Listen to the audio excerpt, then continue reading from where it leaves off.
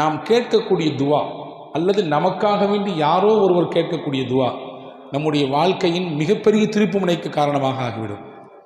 எனவே தான் நண்பர்களே, துவாவை நாம் சாதாரணமாக எடை போட்டு விடக்கூடாது.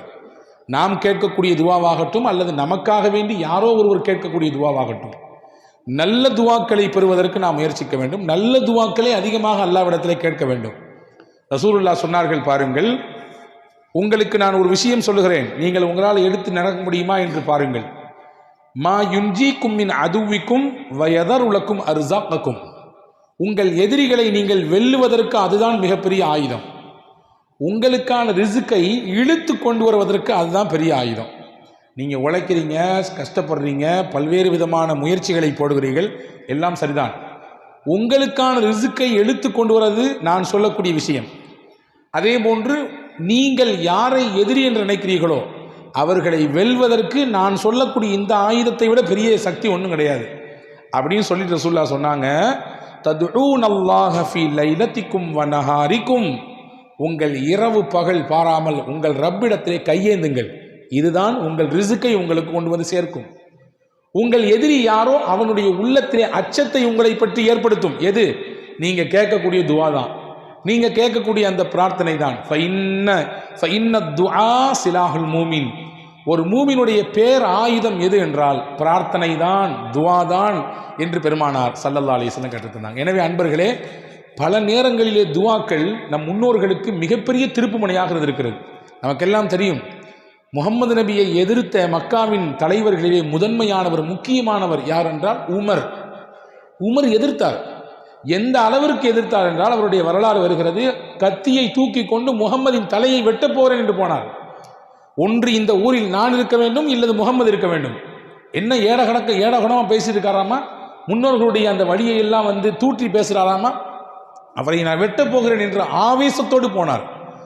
அந்த ஆவேசத்தோடு போன உமர் ஒரு செகண்ட்ல அவருடைய உள்ளம் மாறிச்சு. அவங்க தங்கச்சி வீட்டுக்கு வந்தாங்க, வந்து பார்த்தார்கள், குரானை பார்த்தார்கள். அங்கே ஓதப்பட்ட விஷயம் உள்ளத்தை மாற்றிச்சு. ரசூலுல்லாஹ் போய் சந்திச்சாங்க, இஸ்லாத்தை ஏற்றுக்கிட்டாங்க. அதற்கு பின்னால் இஸ்லாத்தினுடைய வளர்ச்சியிலே பெரும் பங்காற்றியவர் உமர் ரலியல்லாஹு அன்ஹு. இஸ்லாத்தை மக்காவிலே பகிரங்கப்படுத்தியதிலே முதன்மையானவர் சையதுனா உமர் ரலியல்லாஹு அன்ஹு. சரி, நான் கேட்குறேன், உமர் ரலியல்லாஹு அன்ஹுடைய இந்த மனமாற்றத்துக்கு என்ன காரணம்? அவருடைய வாழ்க்கையினுடைய இந்த திருப்பு முனைக்கு என்ன காரணம்? ரசூலுல்லாஹ்வுடைய துஆ தான் காரணம். நபி ஸல்லல்லாஹு அலைஹி வஸல்லம் இப்படி துஆ செய்தார்கள், அல்லாஹும்ம அய்யிதுல் இஸ்லாம் பி அஹப்பி ஹாதைனிர் ரஜுலைனி இலைக்க.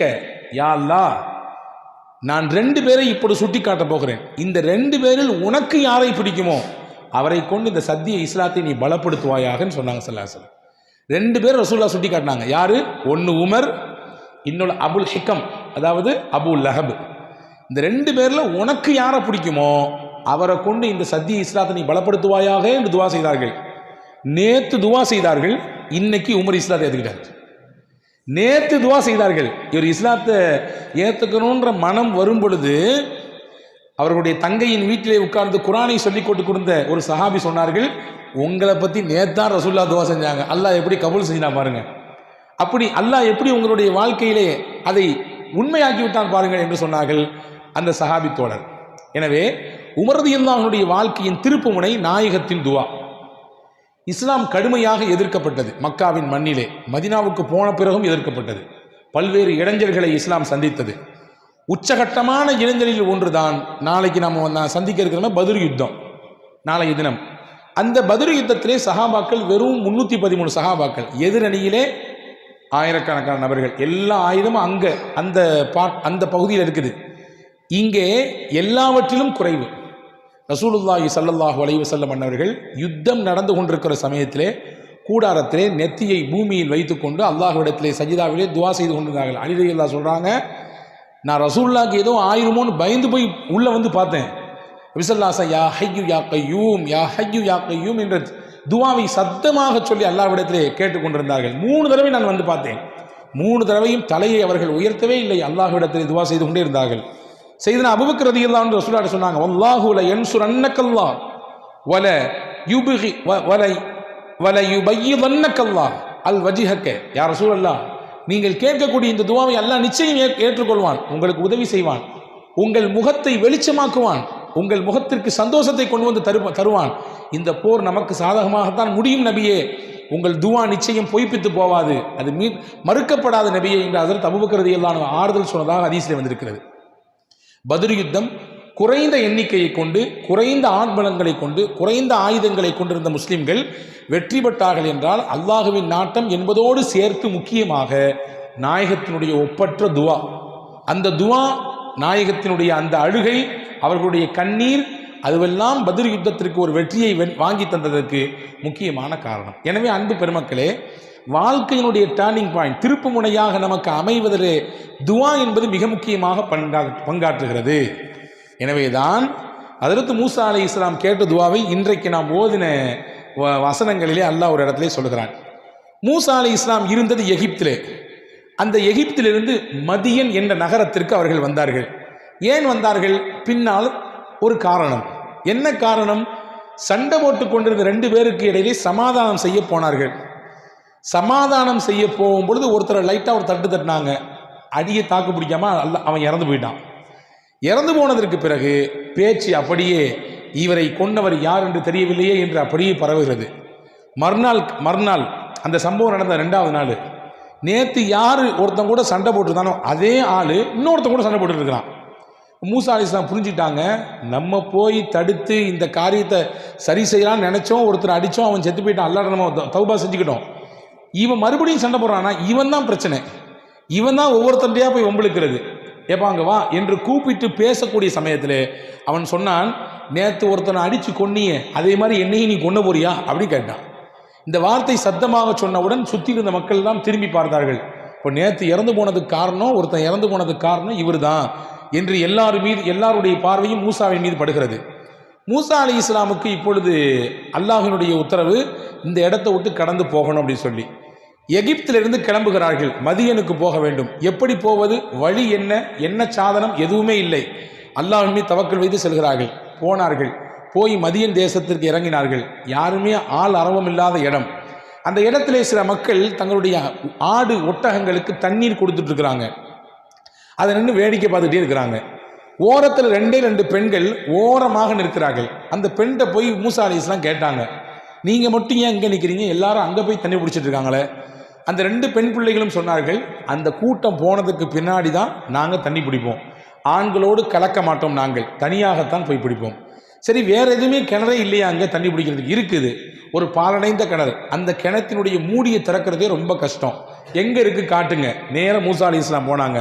அந்த கிணற்றின் மூடியை அப்படியே தூக்கி எடுத்து தண்ணீரை பிடித்து அந்த பெண்கள் இருவருக்கும் ஊற்றி கொடுத்து அனுப்பிவிட்டார்கள்.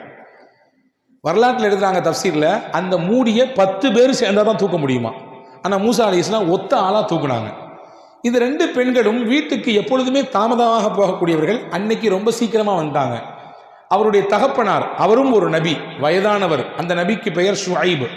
அவங்க கேட்டாங்க, என்னம்மா எப்பொழுதுமே லேட்டாக வருவீங்களா, இன்னைக்கு சீக்கிரமாக வந்துட்டீங்களே. கதையை சொன்னாங்க. ஒரு வாலிபர் பார்ப்பதற்கு நல்ல மனிதராக தெரிகிறார், நம்பிக்கையாளராக இருக்கிறார், ரொம்ப பலமிக்கவராக இருக்கிறார், அவர் செய்த உதவித்தான் இது என்று அந்த 2 பிள்ளைகளும் தன் தகப்பனிடத்திலே சொன்னார்கள். இது ஒரு புறம் போகட்டும்.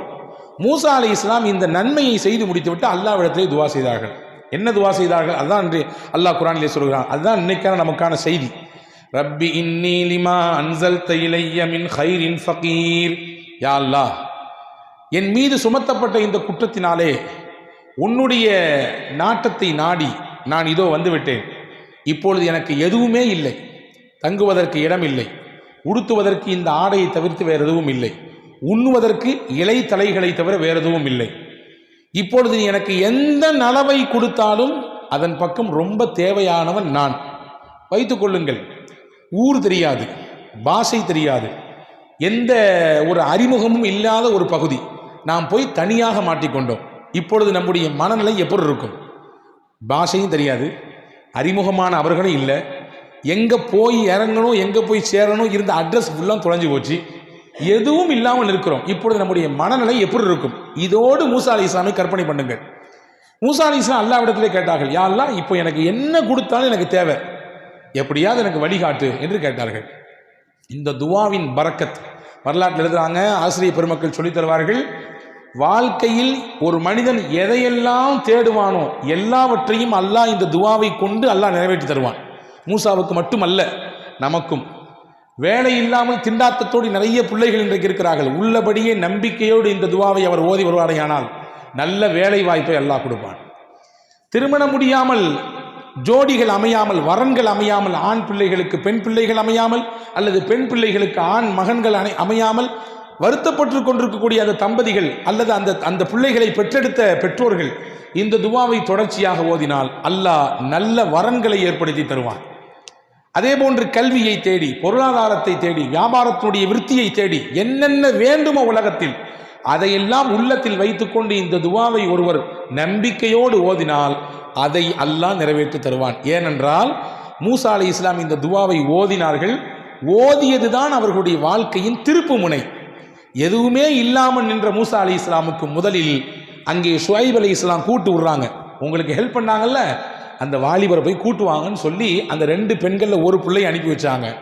அந்த ஒரு பிள்ளை வந்து சொன்னது, என்னுடைய தகப்பனார் உங்களை கூப்பிடுறாங்க, நீங்கள் எங்களுக்கு ஹெல்ப் பண்ணுறதுக்கு, உங்களுக்கு உதவி செய்யணும்னு நினைக்கிறாங்க என்று கூப்பிட்டு விட்டார்கள். இப்போ ஒரு பெரிய ஆறுதல். ஆளே இல்லை என்று நினைத்தோம், அறிமுகமே இல்லை என்று நினைத்தோம். அல்லாஹ் யாரையோ நமக்கு இப்பொழுது அறிமுகப்படுத்துகிறான். முதல் ஆறுதலுங்க. வெளியூரில் வெளிநாட்டில் போய் இறங்குறோம், அங்கே ஒருத்தர் நமக்கு தமிழ் பேசுகிறாரு அல்லது நம்ம பாஷை பேசுகிறாரு வச்சுக்கலாம், அவரை முதல்ல பார்த்து பக்கத்து நெருங்கிடுவோம். நம்ம ஊருக்காரரா நீங்கள் அப்படிமோ. அவர் இருக்கிறது கன்னியாகுமரியில் இருப்பார், நம்ம அங்கே இருப்போம். ஆனால் அவர் பேசுகிற அந்த ஒரு சின்ன அறிமுகம் கிடைத்தவுடன் நமக்கு ஏதோ ஒரு புதிதாக ஏதோ ஒன்று நிறைய கிடைத்தது போன்று இருக்கும். மூசா அலைஹிஸ்ஸலாமுக்கு அது கிடைத்தது.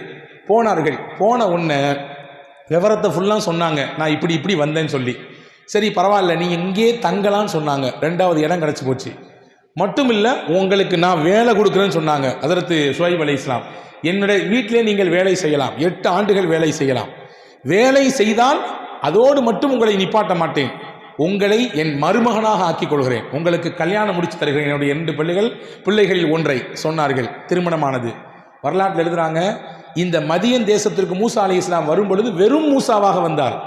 மதியனை விட்டு மறுபடியும் எஜிப்துக்கு திரும்பி போகிற பொழுது மூசா ரசூலுல்லாவாக போனார், இறைவனின் தூதராக போனார். இது ஏன் கிடைத்தது? இந்த துவாவினுடைய பரக்கத். எனவே அன்பு பெருமக்களே, ஒரு மகத்தான துவா மூசா அலைஹிஸ்ஸலாம் ஓதிய துவா. இந்த துவாவை ஓதியதினால் அல்லாஹ் எல்லா விதமான வளங்களையும் ஹஜ்ரத் மூசா அலைஹிஸ்ஸலாமுக்கு கொடுத்தான். அங்கே தங்குவதற்கு இடம் கொடுத்தான், அவர்களுக்கு உணவு கொடுத்தான், அவர்களுடைய தேவை பூர்த்தியானது, அவர்களுக்கு நிக்காஹ் நடந்தது. எல்லாவற்றையும் இந்த துவாவை வைத்து அல்லாஹ் மையப்படுத்தினான். எனவே தான் நான் சொன்னேன், சில துவாக்கள் இருக்கிறது, அந்த துவா தான் நம்முடைய வாழ்க்கையை இப்படியே புரட்டி போடும், நம்முடைய வாழ்க்கையினுடைய திருப்பு முனையாக, முன்னேற்றத்திற்கு காரணப்படியாக அது அமையும். அப்படி மூசா அலைஹிஸ்ஸலாமுடைய வாழ்க்கையில் நடந்த மிக முக்கியமான நிகழ்ச்சியை தான் சூரா கஸஸ் என்கின்ற இந்த அத்தியாயம் நமக்கு சொல்லித் தருகிறது.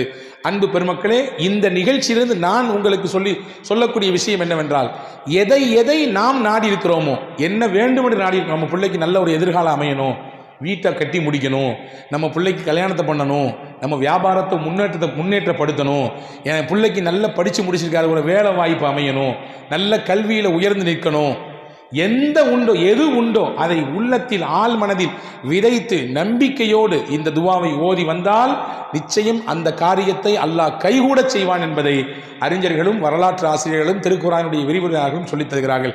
அப்படிப்பட்ட மகத்தான துவா இன்று ஓதப்பட்டது. அன்பு பெருமக்களே, இந்த துவாவை நாம் உள்வாங்கிக் கொள்வோம். ரொம்ப சுருக்கமான வார்த்தைகள். ரப்பி இன்னி லிமா அன்சல்த இலைய மின் ஹைரின் ஃபகீர். மொத்தமே ஒரு 6 அல்லது 7 வேர்ட்ஸ். இன்னைக்கு பரீட்சைகள் நடந்து கொண்டிருக்கக்கூடிய காலம் இல்லையா? பப்ளிக் எக்ஸாம் நடக்குது நம்முடைய பிள்ளைகளுக்கெல்லாம். அவங்களுக்கான நம்ம துவா செஞ்சு அனுப்பலாம். துவா என்பது இருக்கிறதே நமக்கு மட்டுமாக சுருக்கி கொள்ளக்கூடாது, பரந்துபட்ட பார்வையில் கேட்க வேண்டும், எல்லோருக்கும் கேட்க வேண்டும். அப்படி கேட்டால் என்ன நடக்கும்? நம் தேவை சாதாரணமாக நிறைவேறும். ரசூலுல்லாஹ்விடத்திலே ஒரு சஹாபி வந்தார். ரசூலுல்லாஹ்விட முன்னால் உட்கார்ந்து இப்படி துவா செய், அல்லாஹும் மர்ஹம்னி வ முஹம்மதன் வலா துஷ்ரிக் ஃபீனா அஹதன். யா அல்லாஹ், எனக்கும் முகமது நபிக்கும் மட்டும் ரஹமத் செய்யி, வேற யாரும் கொடுத்துறாத அப்படின்னாரு. எனக்கும் முகமது நபிக்கு மட்டும் ரஹமத் செய்ய, வேறு யாரும் கொடுத்துறாருன்னார்.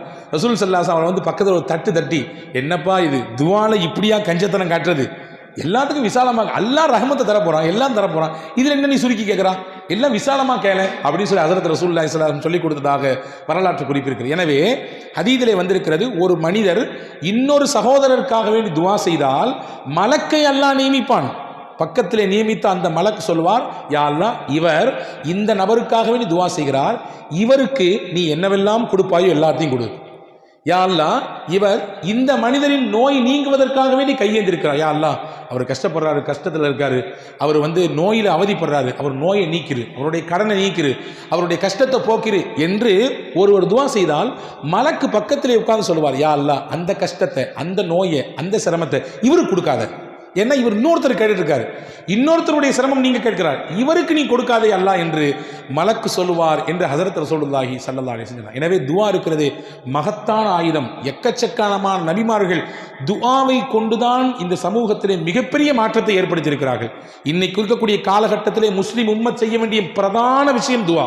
நம்முடைய நாடாகட்டும் அல்லது முஸ்லிம்கள் பாதிக்கப்படக்கூடிய பல நாடுகளாகட்டும், இங்கிருந்து நாம் என்ன செய்ய முடியும்? துஆ தான் செய்ய முடியும். உருக்கமாக அல்லாஹ்விடத்திலே கையேந்தி கேட்கிற பொழுது, அதுவும் இந்த ரமதானுடைய காலங்களிலே கேட்கிற பொழுது அதற்கு பதில் மிக விரைவாக கிடைக்கும்.